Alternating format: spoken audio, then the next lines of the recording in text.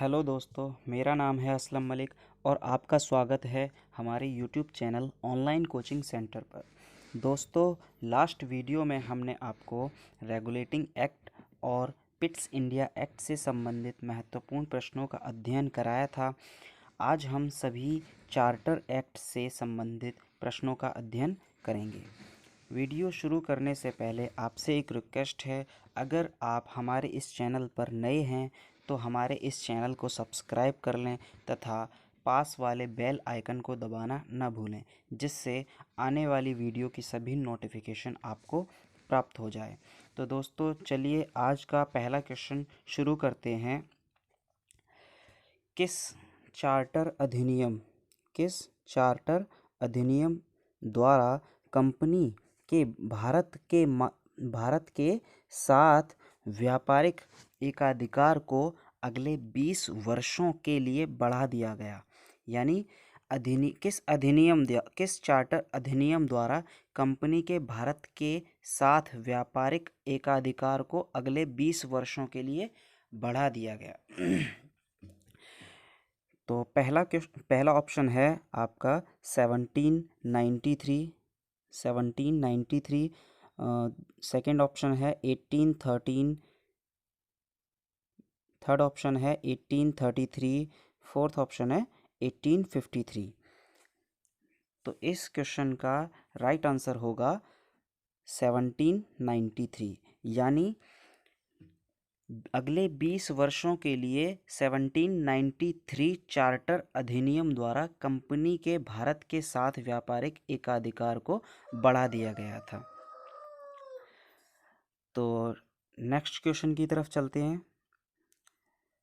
Question number second, 1793 के charter अधिनियम द्वारा गवर्नर जनरल एवं गवर्नरों की परिषदों की सदस्यता की योग्यता के लिए सदस्य को कम से कम कितने वर्षों तक भारत में रहने का अनुभव को आवश्यक कर दिया गया?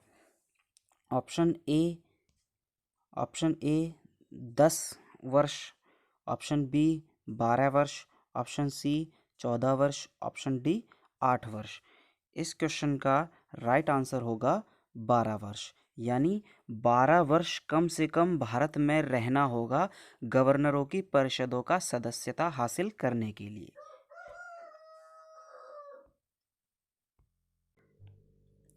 नेक्स्ट क्वेश्चन की तरफ चलते हैं। क्वेश्चन नंबर थर्ड, किस चार्टर अधिनियम द्वारा ईसाई मिशनरियों को भारत में धर्म प्रचार की अनुमति दी गई?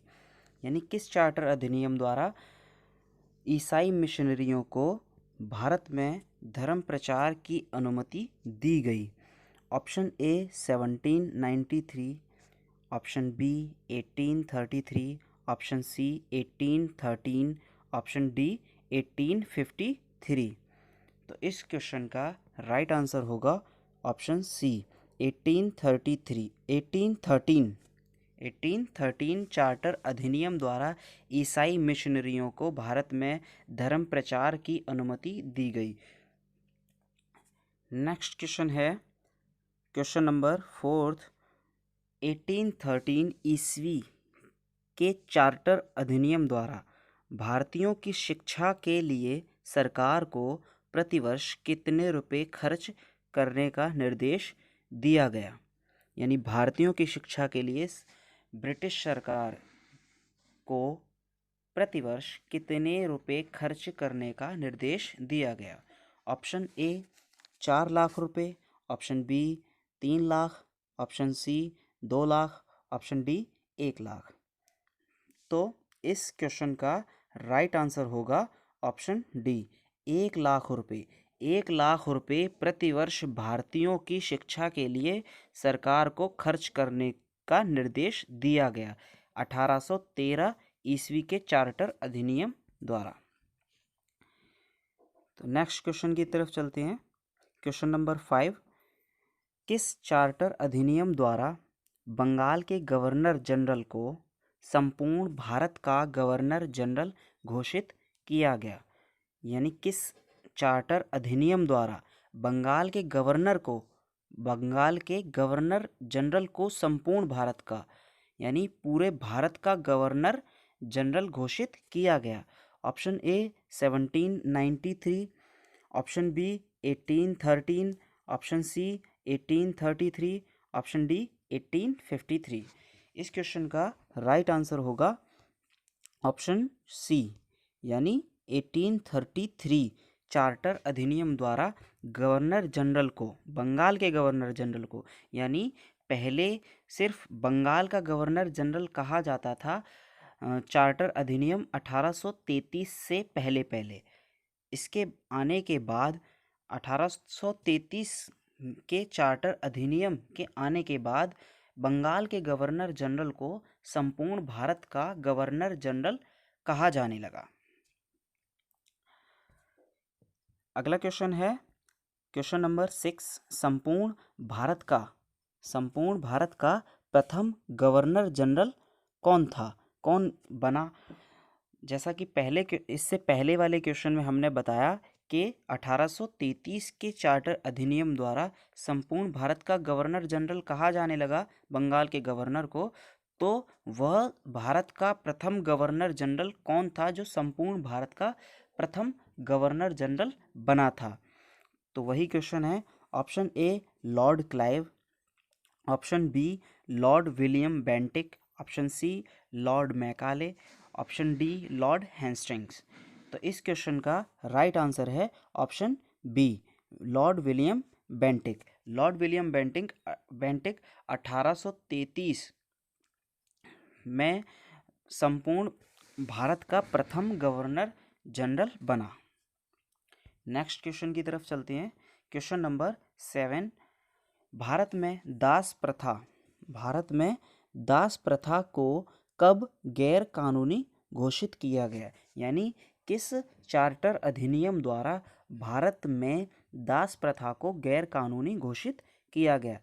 चार्टर अधिनियम 1813, चार्टर अधिनियम 1833, चार्टर ये 1843 कोई चार्टर एक्ट नहीं था, ये सिर्फ ऑप्शन में दिया गया है। अगला ऑप्शन है 1853 चार्टर अधिनियम।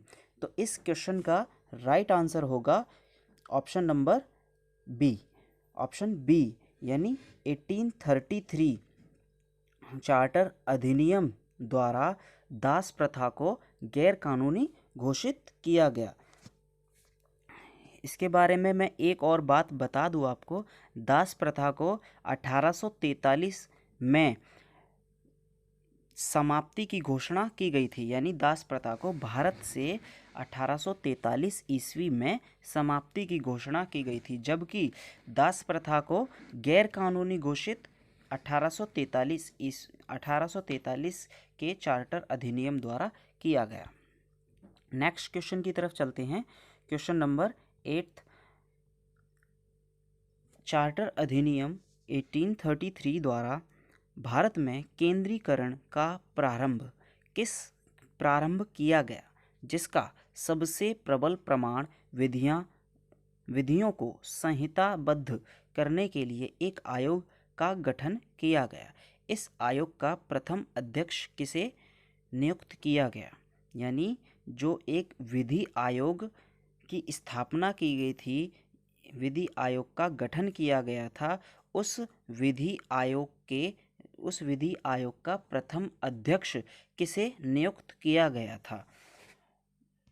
इस क्वेश्चन के ऑप्शन इस प्रकार हैं कि option A Lord William Bentinck, option B Lord Macaulay, option C Lord Irwin, option D Lord Clive. तो इस क्वेश्चन का राइट आंसर होगा लॉर्ड मैकाले, जो कि विधि आयोग का प्रथम अध्यक्ष नियुक्त किया गया।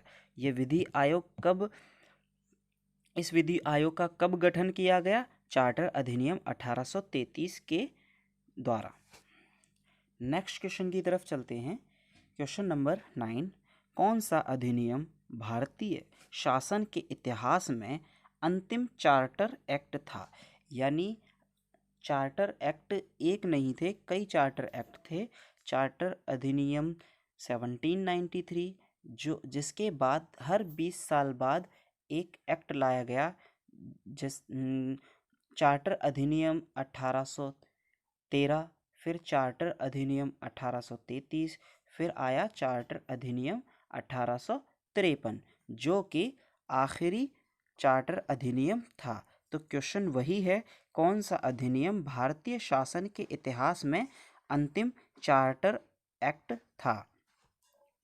तो अभी जैसे आपको मैंने आंसर बताया, 1853 का चार्टर अधिनियम भारत में अंतिम चार्टर अधिनियम था जो ब्रिटिश द्वारा लाया गया था। नेक्स्ट क्वेश्चन की तरफ चलते हैं, जो आज का हमारा लास्ट क्वेश्चन है। क्वेश्चन नंबर 10, अंतिम चार्टर एक्ट 1853 के समय तत्कालीन भारत का गवर्नर जनरल कौन था? यानी जब 1853 में अंतिम चार्टर एक्ट लाया गया था, उस समय तत्कालीन भारत का गवर्नर, पूरे भारत का गवर्नर जनरल कौन था? Option A Lord William Bentinck, option B Lord Clive, option C Lord Irwin, option D Lord Dalhousie. इस क्वेश्चन का राइट आंसर है ऑप्शन डी, यानी लॉर्ड डलहौजी। लॉर्ड डलहौजी को लॉर्ड डलहौजी उस 1853 के चार्टर अधिनियम के समय चार्टर अधिनियम के समय भारत के गवर्नर जनरल थे। तो आज के क्वेश्चन यहीं ख़त्म होते हैं। अगर आपको हमारी ये क्वेश्चंस पसंद आए तो प्लीज़ इस वीडियो को लाइक करें, शेयर करें, तथा अगर इस चैनल को आपने अभी तक सब्सक्राइब नहीं किया है तो कृपया कर इस चैनल को सब्सक्राइब करें और अपने दोस्तों के साथ शेयर करना ना भूलें। धन्यवाद।